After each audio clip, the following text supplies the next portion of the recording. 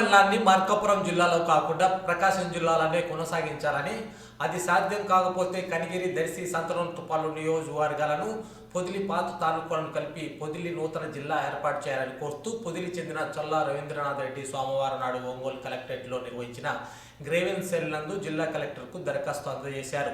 దరఖాస్తులో పలు చారిత్రాత్మకమైన పరిపాలన అంశాలను ప్రస్తావించారు. 1952 నుంచి 1972 వరకు పొదిలి శాసనసభ నియోజకవర్గంగా ఉన్న విషయాన్ని గుర్తు చేస్తూ ఉమ్మడి ప్రకాశం జిల్లా ఏర్పాటు సమయంలో పొదిలి జిల్లా కేంద్రం ఏర్పాటు చేయడానికి ప్రభుత్వం అనుకూలంగా ఉన్నప్పటికీ స్థానిక ప్రజాప్రతినిధులు అడ్డుకోవడం వల్ల ఈ అవకాశం చేజారిందని వివరించారు. అలాగే గత ప్రభుత్వ కాలంలో పొదిలికి రెవెన్యూ డివిజన్ ప్రకటించి అనంతరం కనిగిరికి తరలించడాన్ని ఉదాహరిస్తూ పొదిలికి జరిగిన పరిపాలన అన్యాయాలను దరఖాస్తులో పొందుపరిచారు. ప్రజల సౌలభ్యం, చారిత్రక ప్రాధాన్యత, పరిపాలన అవసరాలను పరిగణనలో తీసుకొని పొదిలి మండలాన్ని ప్రకాశం జిల్లాలను కొనసాగించాలని లేదా పొదిలి కేంద్రంగా నూతన జిల్లాను ఏర్పాటు చేయాలన్నది తమ ప్రధాన డిమాండ్ అని ఆయన స్పష్టం చేశారు.